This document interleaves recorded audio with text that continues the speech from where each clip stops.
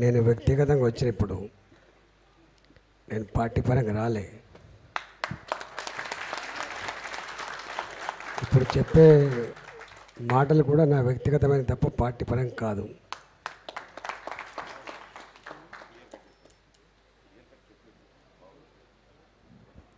వేదిక మీద ఉన్నటువంటి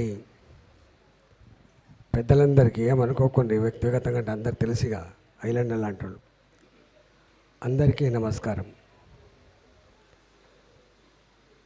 నేను కొన్ని సూచనలు మాత్రమే చేస్తా, ఏమనుకోకండి. ఇవాళ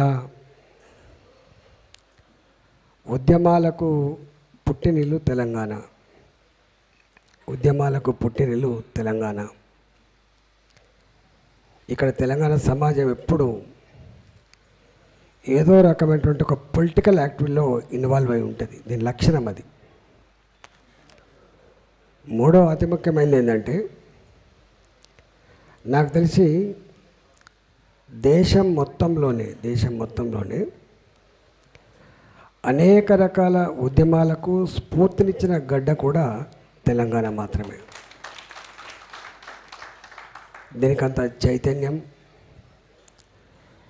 దీనికంత ఫైర్ తెలంగాణ ప్రజలలో అన్యాయాన్ని సహించని నేచర్ ఈ మట్టిలో ఉంది, ఈ బ్లడ్లో ఉంది.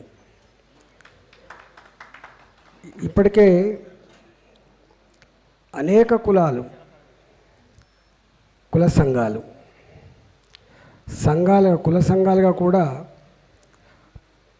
2, 3, 4 ఉన్న సంఘాలు ఉన్నాయి. ఒకటే ఉన్న సంఘం కూడా ఉంది. ఒకరు ఒక పార్టీ ప్రోత్సహించవచ్చు, ఇంకొక సంఘాన్ని ఇంకొక పార్టీ ప్రోత్సహించవచ్చు. వాళ్ళ అవసరాల కోసం వాళ్ళ దగ్గరికి పోవచ్చు. అంటే పార్టీల పరంగా ఇప్పుడే కులాల పరంగా కూడా మద్దతున్న సంఘాలు ఉన్నాయి. కానీ నా మొట్టమొదటి సూచన ఏంటంటే, మళ్ళీ జేఏసీలు కూడా మళ్ళీ ఆ పార్టీ నడిపే జేఏసీ, ఈ పార్టీ నడిపే జేఏసీ, ఈ కుల ఆధిపత్య జేఏసీ, ఆ కుల ఆధిపత్య జేఏసీ అని కాకుండా అందరి జేఏసీగా అవతరించే ప్రయత్నం చేయమని మొట్టమొదటి సూచిస్తాను. అందరి జేఏసీగా ఉండేట్టుగా చూసుకోండి. నెంబర్ 2, జేఏసీ ఏర్పడుతున్నప్పుడు పొలిటికల్ లీడర్ నాయకత్వంలో ఉండదు, గుర్తుపెట్టుకోండి. నాలాంటి నాయకత్వంలోనో, లేకపోతే శ్రీనివాస్ నాయకత్వంలోనో, లేకపోతే ఐలాండ్ నాయకత్వంలో ఉండదు. అందరికీ ఆమోదయోగ్యం ఉన్న, ఇప్పటిదాకా ఏ మరక లేక, ఏ ముద్ర లేక, నిక్కచ్చిగా నిజాయితీగా నడపగలిగే చెప్పగలిగేటువంటి వాళ్ళ నాయకత్వంలో ఒక జేఏసీ వాళ్ళ నాయకులుగా పెట్టుకోండి. మా గురించి సంపూర్ణంగా మీకు తెలుసు, మీ గురించి కూడా నాకు తెలుసు. ఇవాళ నేను మళ్ళీ ఆ లోతులోకి పోను. జేఏసీ, మళ్ళీ చెప్తున్నా, జేఏసీ అందరి ఆమోదయోగ్యం ఉన్న ఒక న్యూట్రల్ మంచి వాళ్ళతోటి ఏర్పాటు చేసే ప్రయత్నం చేయండి. దాని నాయకత్వం వాళ్ళకి అప్పచెప్పండి. ఎప్పటి వరకైతే ఇంతలో శ్రీనివాస్ గౌడ్ చెప్పాడు, మళ్ళీ నేను కూడా చెప్తున్నా, ఎప్పటి వరకైతే రాజకీయ పార్టీల ఇన్వాల్వ్మెంట్ ఉండదో అప్పటిదాకా దానికి ఆ గౌరవం, ఆ గుర్తింపు, ఆ పదును వచ్చే ఆస్కారం లేదు. కాబట్టి అన్ని రాజకీయ పార్టీలని ఇన్వాల్వ్ చేసే ప్రయత్నం చేయండి. వాడు కించపరచకండి. వాళ్ళు రాగానే లొల్లి పెట్టుడు, ఏదో ఒక గుంపు. మేము జేఏసీలో ఇవన్నీ చూసినాం కూడా చెప్తున్నా, శ్రీనివాస్ గౌడ్ గారు చాలా చూసినాం కూడా చెప్తున్నాడు. నేను జేఏసీలో ఉంటుంది. జేఏసీలో పార్టీల పరంగా ఒక్కొక్క పార్టీకి ఇద్దరిద్దరి చొప్పున ఉండే, ఒక 100 సార్లు ఇచ్చకపోయే ఆస్కారం ఉండే జేఏసీ. కానీ ఇచ్చకపోకుండా కాపాడగలిగే నైపుణ్యం, ఆ బ్రాడ్నెస్, ఆ కమిట్మెంట్ ఉన్న వాళ్ళు ఎక్కడో కొన్ని సెన్సార్ చేసి వాటిని నడిపించిన విషయం మర్చిపోకండి. కాబట్టి మీరు అన్ని రాజకీయ పార్టీలను ఆశయం కోసం కలుపుకునే ప్రయత్నం చేయాలి తప్ప వచ్చే నాయకులు ఇలా భారతీయ జనతా పార్టీ నుంచి నాయకులు వస్తారు, కాంగ్రెస్ పార్టీ నుంచి నాయకులు వస్తారు. ఎవరి పార్టీ ఉపన్యాసం వాళ్ళు ఇచ్చుకునే వేదిక కాదు ఇది. ఈ వేదిక ఉమ్మడి ఆశయం కోసం, ఉమ్మడి ఎజెండా కోసం మాట్లాడేది తప్ప ఇది పార్టీల పరంగా ఉపన్యాసం ఇచ్చుకునే వేదిక కాదు. ఇంకొక సూచన ఏంటంటే, ఎవరి సిద్ధాంతం వాళ్ళు చెప్పే వేదిక కూడా కాదు ఇది. ఇది ఒకటే సిద్ధాంతం. 79 సంవత్సరాలు తెలంగాణ రాష్ట్రం కొంత లేటుగా లిబరేట్ అయినా, ఇంకో సంవత్సరం తర్వాత లిబరేట్ అయినప్పటికి కూడా ఆనాటి నుంచి ఇవాళ ఎందుకు ఈ ఆక్రోశం, ఎందుకు ఈ బాధ, ఎందుకు ఈ ఆందోళన అంటే 50% ఉన్న జనాభా అని చెప్పైతే అందరు మీరు చెప్తున్నారు. Telangana is nothing but a state of weaker sections అని చెప్పి పెద్దవాళ్ళు చెప్పిండ్రు. 80-85% అనగారిన వర్గాల నిలయమని మనమైతే విన్నామో చెప్పినామో పెద్దవాళ్ళే మాట్లాడినరు. గా రాష్ట్రంలో ఇంతవరకు ఈ 77-78 సంవత్సరాల చరిత్రలో ఒక బీసీ ముఖ్యమంత్రి కాలేకపోయిందనేదే బాధ.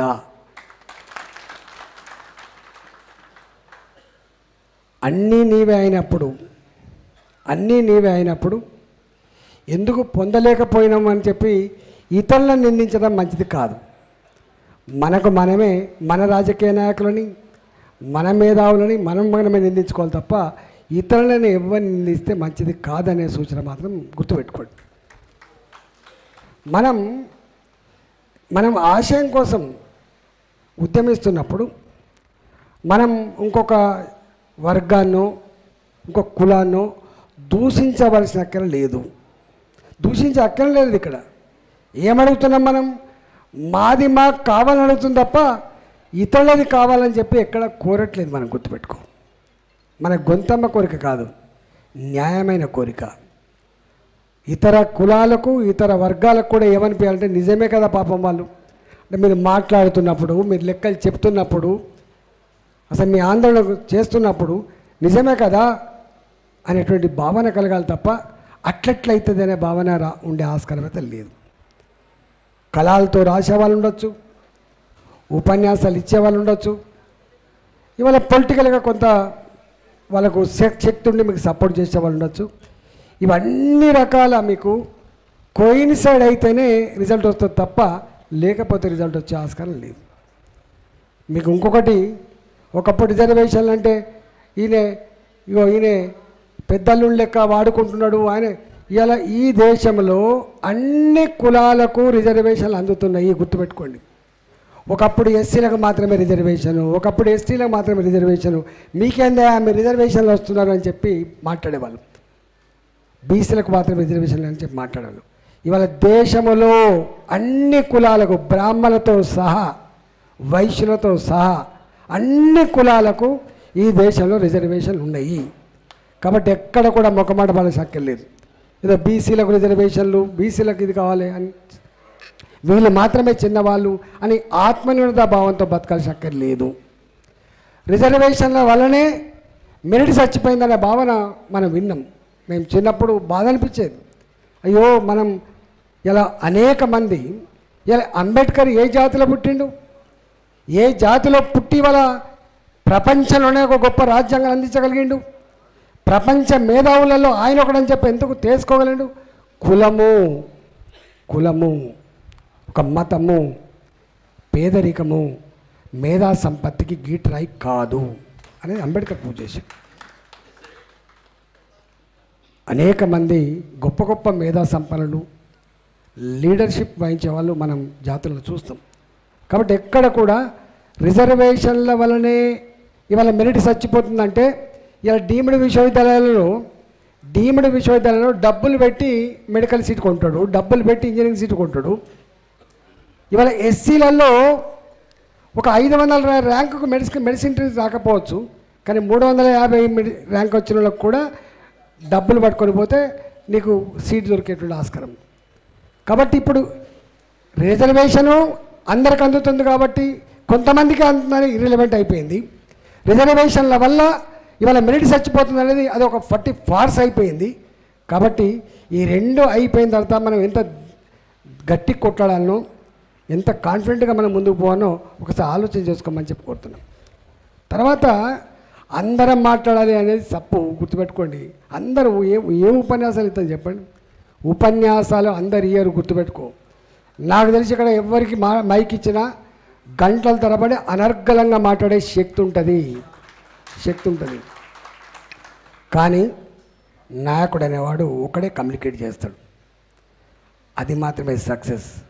నువ్వే మాట్లాడతావా, నేనెందుకు మాట్లాడకూడదంటే ఇది సక్సెస్ అయ్యేది కాదు. సమాజానికి కమ్యూనికేట్ చేయడం, ఒప్పించడం, మెప్పించడం కదా కావాల్సింది. నువ్వు ఎన్ని కోట్ల మందికి మెప్పించగలుగుతున్నావు, ఒప్పించగలుగుతున్నావు? నువ్వు మాట్లాడుతున్నప్పుడు ఇంత ఇతర వర్గాల నుంచి ఎట్లా రావాలంటే అబ్బా ఎంత బాగా మాట్లాడి చూడు, నిజమే కదా అని నీకు మద్దతు వచ్చేటట్టు ఉండాలి తప్ప వాళ్ళు శత్రువుగా చేసుకునేటువంటి మాట్లాడి గంటల తరబడి ఉపన్యాసాలు, గంటల తరబడి మీటింగ్లు మంచి కాదు, గుర్తుపెట్టుకోండి. రౌండ్ టేబుల్ కాన్ఫరెన్స్, మీ ఇంటర్నల్ మీటింగ్ మంచిగా మాట్లాడుకోండి, గంటల తరబడి చర్చలు పెట్టుకోండి. కానీ మీరు అంతిమంగా బయటకు వచ్చినప్పుడు మాత్రం ఖచ్చితంగా అందరి అభిప్రాయాన్ని ఒక్క నాయకుడు కమ్యూనికేట్ చేసేటట్టుగానే ఉండాలి, గుర్తుపెట్టుకోండి. 100 మంది నాయకులున్నా మళ్ళీ ఒక నాయకుడు మాట నోట్లోకి వెళ్ళే వస్తుంది. మీరు చూడండి, ఎక్కడ క్యాబినెట్ మినిస్టర్స్ ఉంటారు, క్యాబినెట్ మీటింగ్ అయిపోతుంది, ఒక్కడే వచ్చి మాట్లాడిపోతాడు. ఆ పద్ధతి తప్పకుండా ఉండాలి. డిగ్నిటీ, డెకోరం, ఇవాళ ఎంత గొప్పగా వీళ్ళు నడుపుతున్నట్టు ఒక భావన సమాజానికి పోవాలంటే ఇవన్నీ తప్పకుండా పాటించాల్సిన ఉన్నది. మీరు తొందర ఏం పడకూడదు, ఎటు పోదిగా.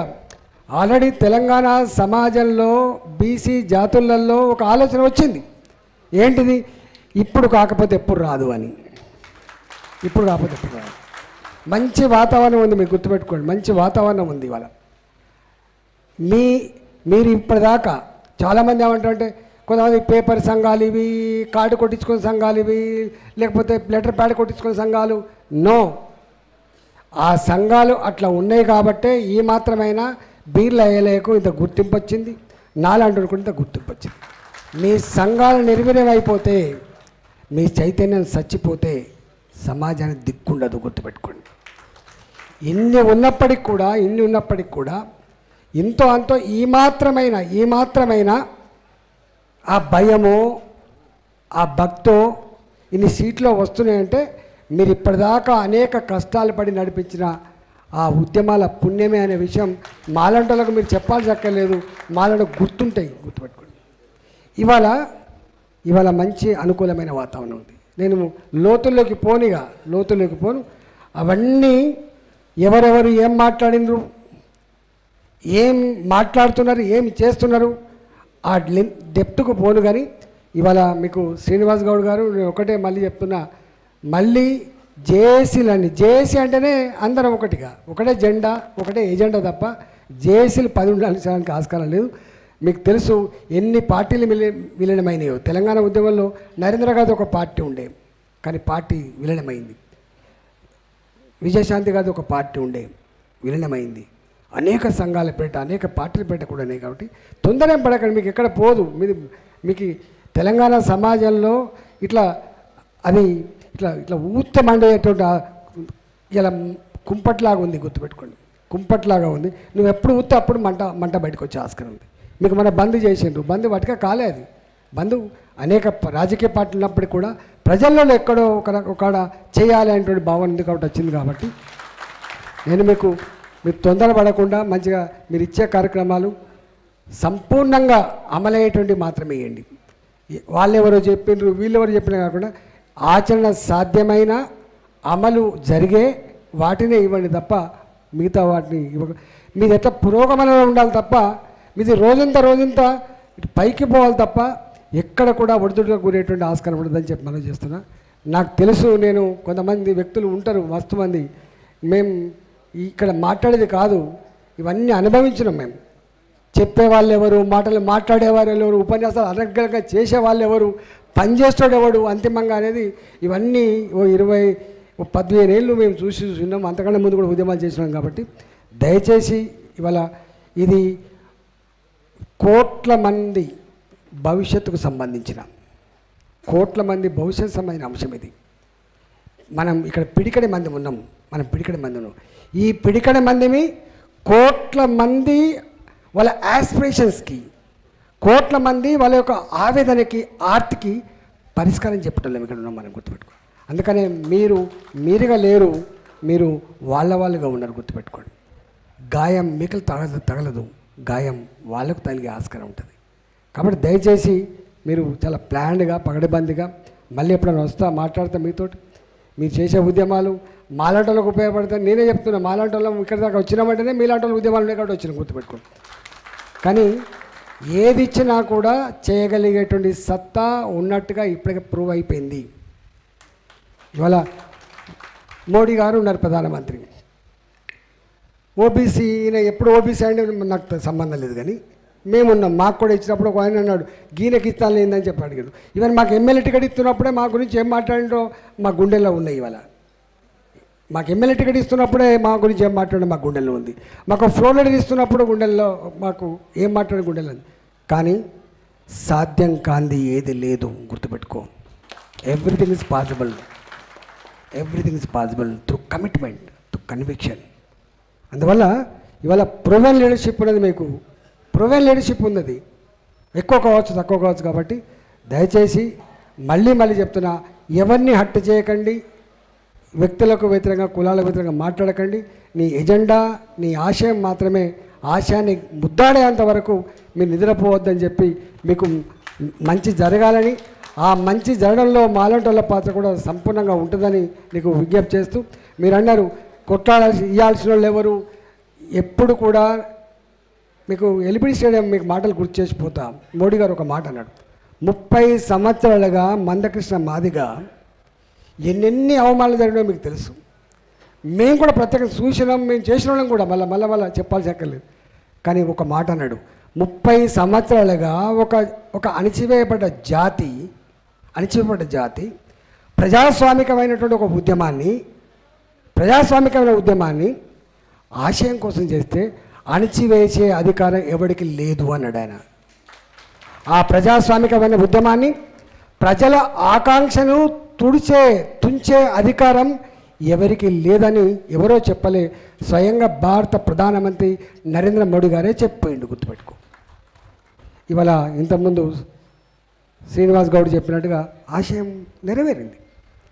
నీకు అంతిమంగా నీ ఆశయం డెలివరీ కావాల్సింది పార్లమెంట్లో. ఇది నేను మొన్న ఒక మాట మాట్లాడినా, కేవలం ఏదో సర్పంచ్ ఎంపీటీసీల బుచ్చమెత్తినట్టు కాదు బిడ్డ అని చెప్తాను. మనం చట్ట సభలలో రిజర్వేషన్ కావాలి, అసెంబ్లీలో రిజర్వేషన్ కావాలి, మంత్రివర్గంలో రిజర్వేషన్ సిస్టమ్ లేకపోవచ్చు, కానీ రిజర్వేషన్ ఇవాళ సోయి రావాలి, పార్లమెంట్లో కూడా తప్పకుండా రావాలి. ఇంకొక కర్తవ్యం ఉంది మీకు. ఆ కర్తవ్యం డబ్బులతో ఓట్లు కొనుక్కునే నీచమైన సంస్కృతిని దాన్ని ధ్వంసం చేయాల్సిన బాధ్యత కూడా మన మీద ఉంటుంది. ఎప్పటి వరకైతే ఈ పెట్టుబడిదారులు ఈ డబ్బుల మైకంలో డబ్బుల ఎరతో ఇలా మనల్ని ఈజీగా వీళ్ళు అమ్ముడుపోతారనేటువంటి భావన దాన్ని విధ్వంసం చేయమో అప్పటి వరకు కష్టమైనటువంటి ఆస్కారం ఉంది. ధర్మం, న్యాయం, ప్రజాస్వామ్యం, ప్రజలే, ఏ అంబేద్కర్ అయితే గుడిసెల్లో ఉన్నవాడికైనా ఒకటే ఓటు, 1000 కోట్ల బంగ్లాలో ఉన్నవాడికైనా ఒకటే ఓటు అని చెప్పిండో, ఇవాళ గా ఓటు నీదును వేసుకోవాలంటే సోయి ఇలా జేసీ కేవలం ఉద్యమాలు మాత్రమే చేయలేదు. జేసీ ఈ పైసల డబ్బు, ఈ కబంధ హస్తాల దాన్ని చిక్కున్నటువంటి ప్రజాస్వామ్యాన్ని కూడా బయట తీయాల్సిన బాధ్యత మన మీదనే ఉంటుంది. కాబట్టి చాలా బాధ్యత ఉంది, చాలా జిమ్మదారితనం ఉంది మీకు. ఇంకా మా అనుభవాలు, మేము ఎన్నెన్ని బాధలు అనుభవించినామో మా అనుభవాలు అవన్నీ కూడా మీకు చెప్పే ప్రయత్నం చేస్తాం. గత అనుభవాలు, గత బాధలు మీకు రాకుండా ఉండడంలో మా వంతు సంపూర్ణమైన సహకారం ఉంటుందని చెప్పి మనం చేస్తూ సెలవు తీసుకున్నాను. నమస్కారం.